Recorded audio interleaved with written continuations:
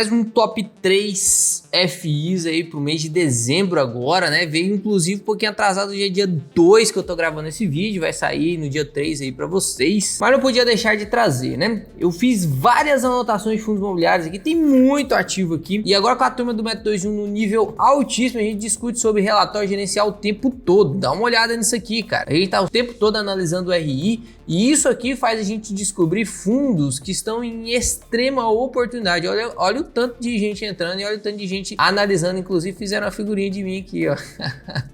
Então, eu separei 3 fundos imobiliários para esse cenário atual que a gente tá, né, que eu colocaria o meu dinheiro, que eu tenho dinheiro investido em alguns deles e um aí, por último, vou colocar um aí que parece que ser uma ótima oportunidade, um fundo imobiliário que me impressionou ao ler o relatório gerencial e vou mostrar aqui para vocês cada um deles, tá? O primeiro fundo imobiliário que eu vou trazer aqui para vocês é o XPLG11. Por que, Léo? XPLG11? Bom, olha só, esses tempos atrás aí eu soltei um vídeo falando sobre fundo de ancoragem, né? E te mostrei que no cenário atual de indecisão, que a gente não sabe para onde o IPCA vai, se a taxa Selic vai descer mais ou não, a previsão é que desça sim. Então a gente tem que tomar 2 tipos de atitudes: ancorar mais o nosso patrimônio e investir mais em tijolo. Então a gente consegue com o XPLG tomar essas 2 atitudes: ancorar o nosso patrimônio, porque ele é um fundo de ancoragem, e dos grandões de logísticas, BTLG, HGLG e XPLG, ele é o que está em melhor oportunidade para entrar agora no momento de compra, e além de ser de ancoragem, ele é de tijolo. Então é uma ótima oportunidade, tá? Inclusive, olha só, se você der uma olhada, ele tá pagando aí 8,60% de... Ai, Léo, mas fundo de papel paga mais. Mas é lógico que paga mais, né? Se não pagasse mais,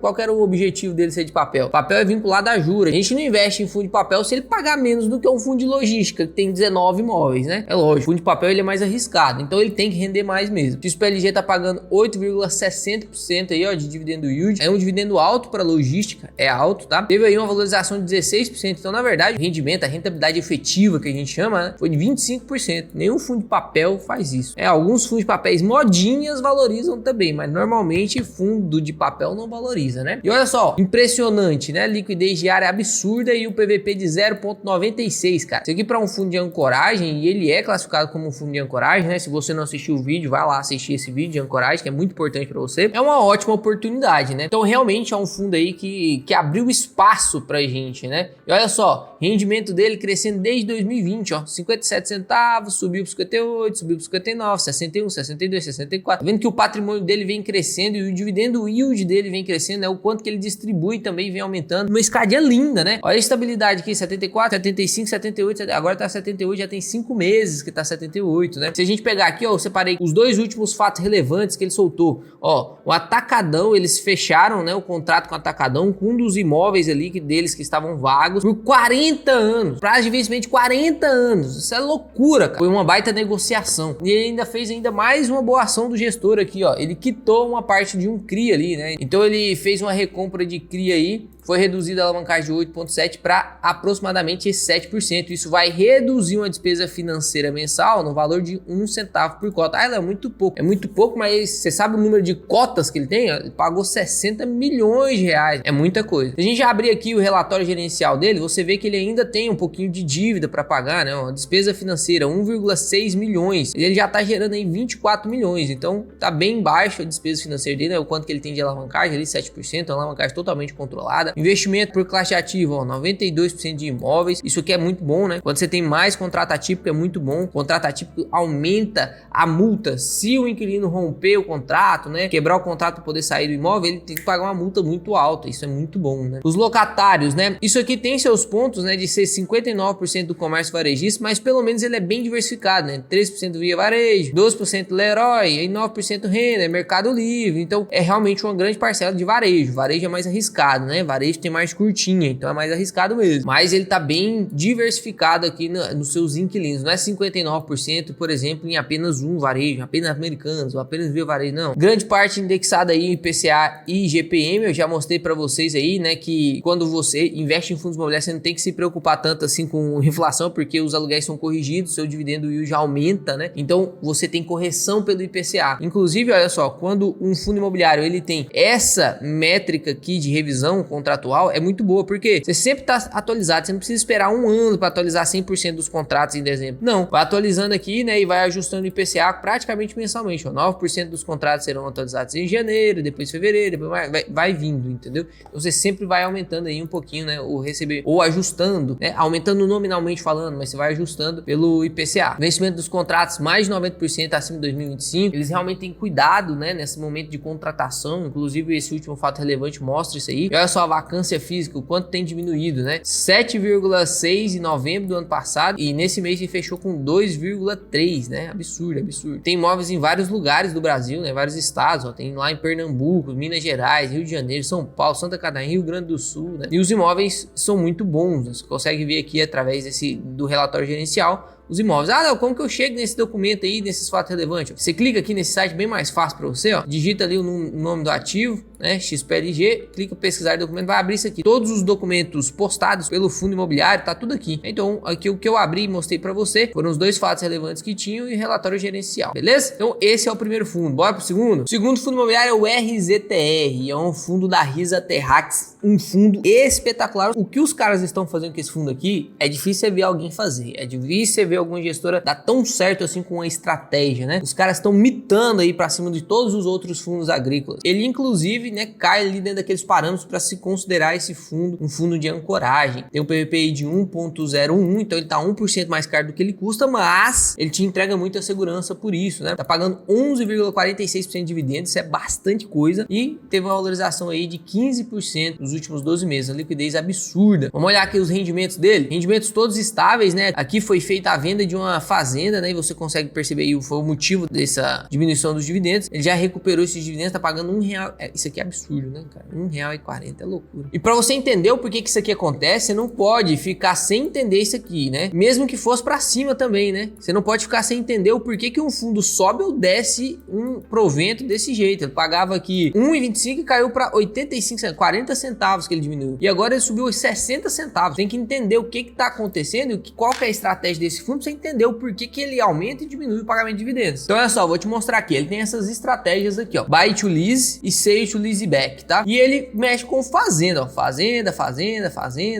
Ele é um fundo agrícola. O que ele faz com essas fazendas? Primeiro, ele compra a fazenda para poder vender, compra barato para poder vender mais caro. Esse aqui é o Land Equity, compra para poder vender, né? Você compra um lote para poder vender mais caro depois, né? Aí tem o Buy to lease, ó, o Buy to lease back. Presta atenção. O cara é dono de uma fazenda, aí chega o Risa Terrax lá, o RZTR11, fala assim: ah, eu vi que você tá com dificuldade aí para manter os seus gado, né? Sua produção agrícola, seja o que for. Vamos fazer o seguinte: eu compro a sua terra, a terra vale 1 milhão. Aí ele fala assim: ó, eu compro sua terra por 800 mil. Aí você fica com 800 mil para poder fazer seus investimentos. Aí você melhora aí suas ferramentas agrícolas, você melhora aí seu gado, enfim, qualquer coisa do tipo. E aí, enquanto isso, você não precisa sair daqui não. Você só aluga de mim. Você fica me pagando um aluguel. Quando você completar esse período aqui, eles fazem um contrato, você recompra de novo de mim. Então ele compra do dono, aluga pro dono, com o contrato de que depois ele vai comprar de volta, né? Pra você entender, ó, inclusive aqui no próprio relatório gerencial do fundo, ele explica, né? Que o Risa Terrax chega, ele compra do dono, gera liquidez pro dono, faz o contrato de arrendamento, ou seja, o dono fica pagando um aluguel pro Risa Terrax e depois, ó, ele vendeu pro Risa Terrax e depois vai recomprar essa fazenda. Então, é uma estratégia muito boa que vem conferindo muitos ganhos. E olha só, o potencial de retorno dessas estratégias advém somente de contratos de arrendamento com opções de recompra, a não ser que aconteça o default de uma operação.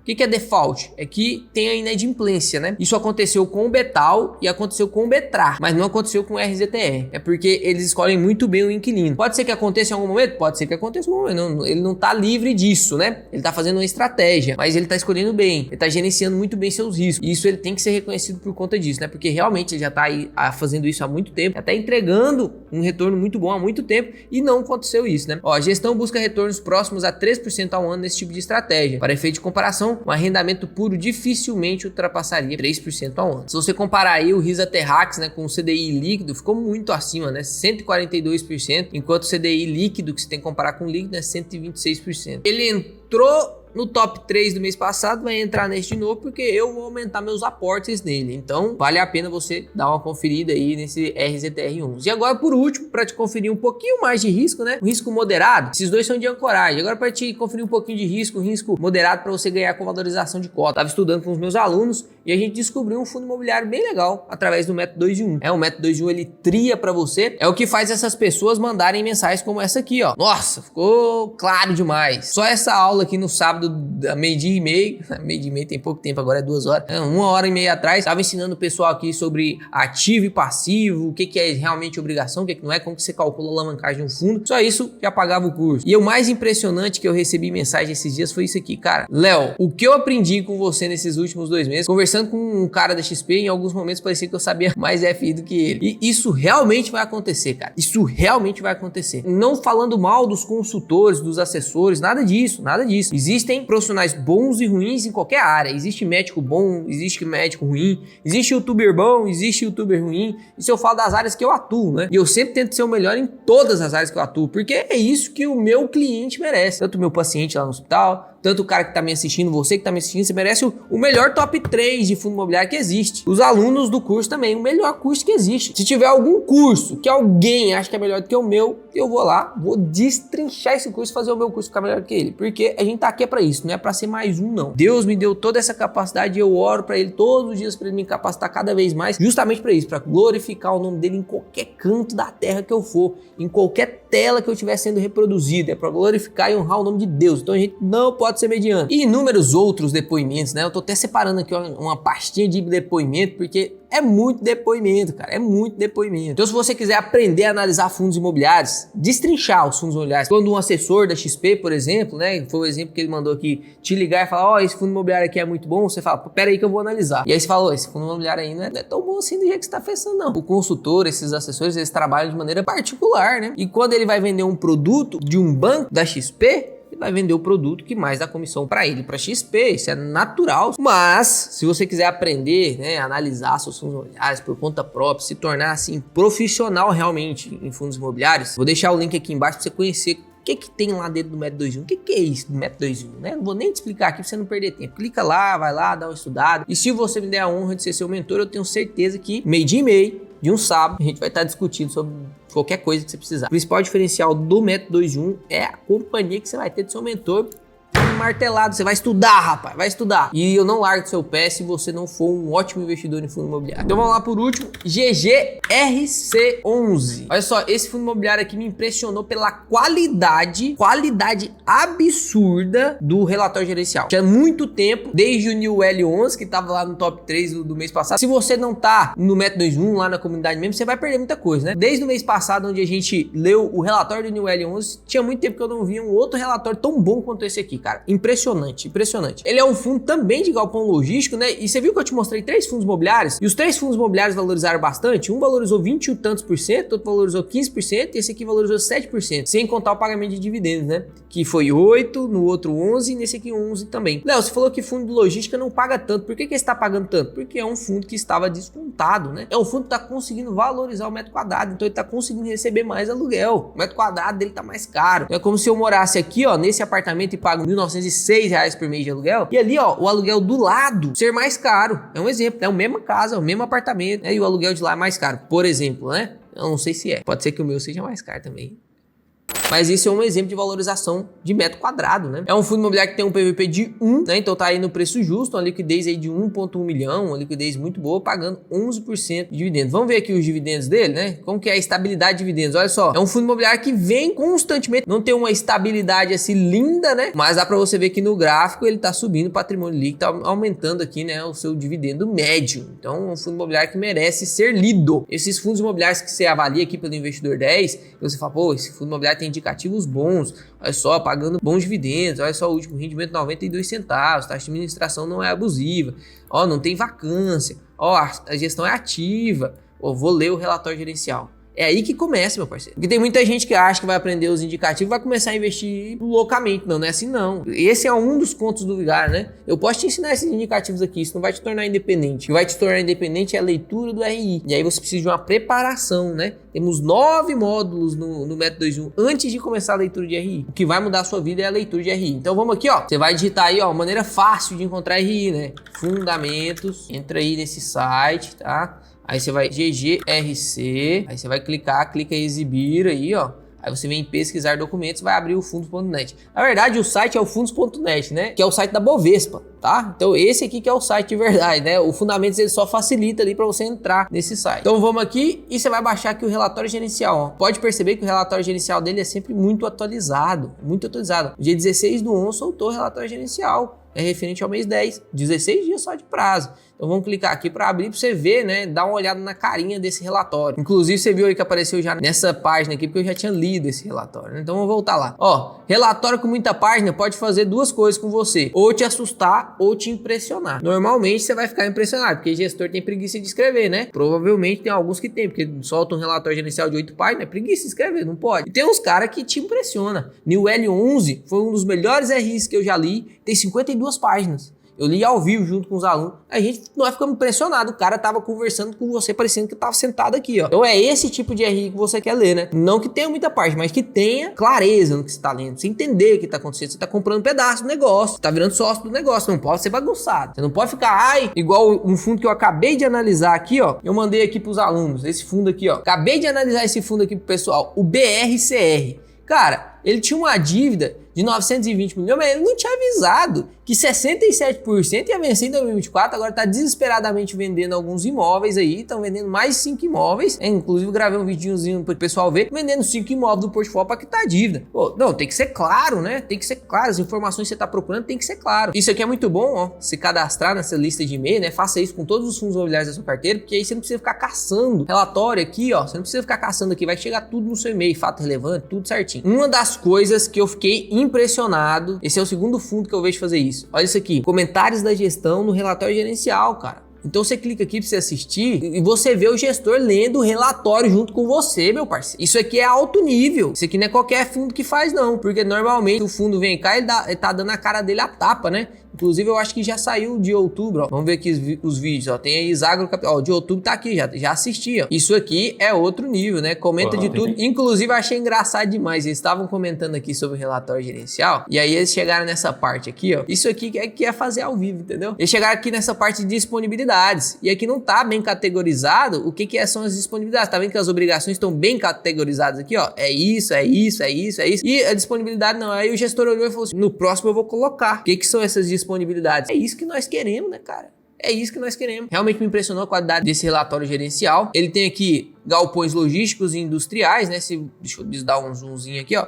O ramo, comércio varejista, metalúrgica e siderúrgica, alimentos, química, então bem diversificado, né? Os vencimentos de contratos, ó, agora vai vencer um pouco ali em 2025, o restante só lá em 2030, reajuste 93% no IPCA. Consegue perceber que as obrigações dele, né? Os passivos deles estão ali na casa dos 10% de alavancagem. Despesa financeira, que é o que ele tem como obrigação ali, vem seguindo, né? Totalmente controlado. Ele tem uma receita de 9,3 milhões, tá tendo aí uma despesa financeira que vem mais da taxa de alavancagem ali, de 359 mil, né? Então, realmente controlado, né? Se você pegar e comparar ele aqui, ó, ele inclusive nem colocou aqui o CDI líquido, né? O certo é colocar o líquido, mas provavelmente isso aqui foi uma indireta dele, mostrando que ele tá ganhando até do bruto, sem tirar o imposto de renda. 77% de rentabilidade, né? Valor da cota mais rendimento, lembra sempre, fundo imobiliário você sempre calcula o retorno total e paga 95% de proveito, não tem como se calcular só renda. Aí, rendeu só 7%, mas a loja você queria que ele rendesse 50%, sendo que ele paga 95% de dividendo? Então tem que contar o retorno total, tá, galerinha? Retorno total. É o rendimento de cota, valorização da cota, mais o quanto de provento que ele te pagou. E você consegue ver, né, o número de imóveis que ele tem, 17 imóveis, e todos alugados ali, nada de vacância. Consegue ver aqui, são grandes empresas, né? A maior parte, ó, tem 3 alugados para Ambev, Suzano, Hering, Copobras. Então são boas empresas, não tem nenhum ali que tá com algum problema. Ele reformou agora um novo galpão, que também vai aumentar o metro quadrado. Já renovou alguns contratos, então acredito que também é um fundo imobiliário aí que você tem que estudar. estudar, tá? Vai ser esses 3 fundos imobiliários para hoje. Esse é o top 3 fundos imobiliários para dezembro. Não vacila, você precisa aprender a analisar RI, tá? E eu vou fazer 200% para te ensinar a analisar RI. Só que você precisa também, né, se dispor, tentar a bunda na cadeira, estudar, entrar no método 2 de 1 aí para poder aprender isso aqui de uma vez por todas. Espero que você tenha gostado do vídeo. Fique com Deus, papai do céu te ilumine, te abençoe, cuide de você aí nessa nova semana. Até mais, até o próximo vídeo.